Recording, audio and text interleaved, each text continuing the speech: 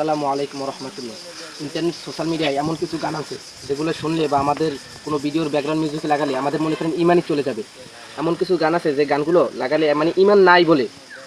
তাই এই পুরো ভিডিওটা পুরো দেখার জন্য আপনার কাছে অনুরোধ রইল। এই সকল গান আপনি যদি আপনার স্টোরি বা রিলসের মধ্যে শেয়ার করেন তাহলে ধরে নেন আপনার ইমান চলে গেছে।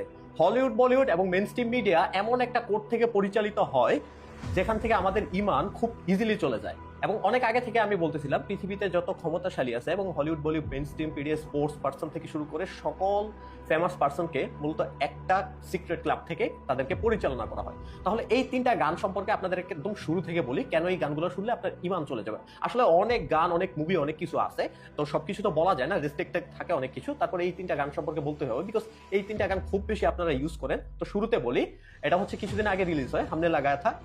এটার মধ্যে প্রথমে এই শুরুতে একটা লাইন আছে, এখানে একটা লাইন আছে যে লাইনটাতে বলা হয় আখের ওহি কিয়া সাজদা যাহা সার ঝুকানা মানা থা। আমি ওই জায়গাটাতে সেজদা করছি সর্বশেষে যেখানে আমাকে মাথা নিচু করতে নিষেধ করা হয়েছে। পুরি জিন্দেগি বিথা দি যাহা এক পাল বিথা না মানা থা। মানে আমি আমার পুরো লাইফকে এমন ভাবে হচ্ছে কাটাই দিছি যেই জায়গায় আমাকে এক সেকেন্ড কাটানো নিষেধ ছিল, মানে যেইভাবে উস গলি মে রেতে তে হাম যাহা জানা মানা থা, মানে আপনি ওই গুলিতেই থাকতেন যেগুলিতে আপনার যাওয়াই নিষেধ ছিল। মূলত এখানে যে প্রথম লাইনটা আছে যে আল্লাহ তাআলা আপনাকে যে জায়গায় সেজদা করতে নিষেধ করছে সেই জায়গায় আপনি সেজদা করতেছেন, এন্ড হচ্ছে যে জায়গায় আপনাকে যেতে নিষেধ করছে সেই জায়গায় যাইতেছেন, ওই যে জায়গাতে থাকতে নিষেধ করতেছে সেই জায়গাতে থাকতেছেন। এরপরে আরেকটা গান আছে কিছুদিন আগে খুব বেশি ভাইরাল হয়, আর যারা জিম টিম করেন তারা এই গানটা খুব বেশি ইউজ করেন। একটা ছেলে আছে ফিটনেস ইনফ্লুয়েন্সার, সে খুব বেশি এই গানটা ইউজ করে। তো আমি একবার এই গানটা ইউজ করার পর একজন ভাই আমাকে হচ্ছে একজন হাফেজ, উনি আমাকে ডিটেলস সহকারে পাঠাইছিল যে কেন এই গানগুলো ব্যবহার করা যাবে। তো এই গানটা হচ্ছে মি অ্যান্ড দ্য ডেভিল।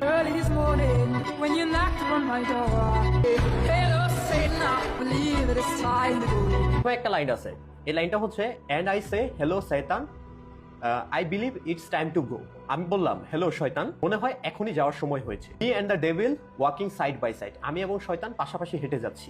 বাকিটুকু আর বললাম না। মূলত এই গানে শয়তানকে যেভাবে হচ্ছে আপনার ইঙ্গিত করা হয়েছে, শয়তানের সাথে আপনি চলতেছেন ফিরতেছেন, মানে হচ্ছে আপনি শয়তানের উপর বিলিভ করতেছেন। অনেক সুশীলরা আছে, অনেক শিক্ষিত লোক আছে যারা এই সকল জিনিস বিশ্বাস করবে না, তারা বিভিন্ন রেফারেন্স আপনাদেরকে টেনে দিবে, বাট তাদের কথা আমি এখানে বলছি না, তাদের ইমান নিয়ে সমস্যা আছে, তারা তাদের মতো চলবে। তারপরে আরেকটা গান আছে যে পালায়াম পালায়াম দুষ্কতা বালায়াম। প্রথম লাইনটাতে যেটা বলা হয়েছে যে পালায়াম পালায়াম দুষ্কতা বালায়াম, তার মানে কি কিয়ামতের দিন হচ্ছে একটা না ইনসাফের দিন, মানে হাসরের দিন আমরা যেটাকে বলি যে হাসরের দিন হচ্ছে একটা ইনসাফবিহীন দিন, মানে আল্লাহ তাআলা এখানে আমাদের সাথে অন্যায় করতেছে। কাবালাম পাচালাম দুর্দাম দিলায়াম, তার মানে খোদা হচ্ছে ওই সকল জুলুমের জুলুমকারী।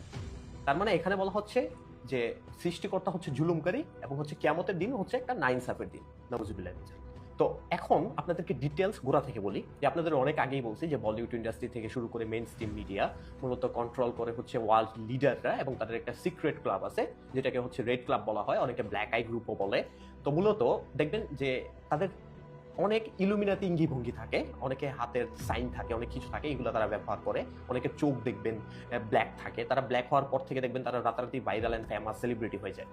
মূলত হচ্ছে তারা ফান্ডিং পায়, তাদেরকে উপরে উঠায়। মূলত আমি অনেক আগে বলছি যে রথচাইল্ড ফ্যামিলি আছে, তারা এই রথচাইল্ড ফ্যামিলিকে মূলত কন্ট্রোল করে হচ্ছে আপনার রয়্যাল ফ্যামিলি, অ্যান্ড হচ্ছে রয়্যাল ফ্যামিলি, রথচাইল্ড ফ্যামিলি আর ওয়ার্ল্ড লিডার, তারা মূলত হচ্ছে সেই বাল দেবতার পূজা করে, যেই বাল দেবতার পূজা করতে আল্লাহ তাআলা অনেক আগে থেকেই নিষেধ করছিল।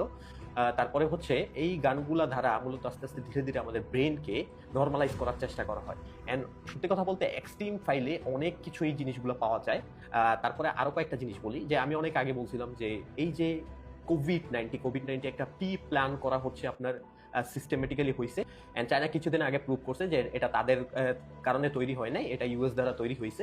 অ্যান্ড সত্যি কথা বলতে এই যে বায়োলজিক্যাল যে এক্সপেরিমেন্টটা পুরো হিউম্যান জাতির উপর হয়েছে, এটা অনেক আগে থেকে তারা হচ্ছে প্ল্যান করে রাখছিল, বিকজ প্ল্যানটা করছিল তারা হিউম্যান জাতির ইমিউনিটি সিস্টেমকে ধ্বংস করে দিতে চাইছিল। তারা চাইছিল যে যত সাধারণ লোক আছে তারা যেন আস্তে আস্তে শেষ হয়ে যায়, অ্যান্ড তারা ইহুদি যারা আছে ইহুদিবাদের বিস্তার যেন পৃথিবীর মধ্যে হয়। অ্যান্ড আপনি একটা মজার জিনিস দেখবেন, আপনার বিল গেটস ঠিক করোনার আগ মুহূর্তে আপনারা যে ডোজগুলো নিছেন ওই ডোজের কোম্পানির উপরে তারা প্রায় 500 মিলিয়নের উপরে তারা ইনভেস্ট করছে।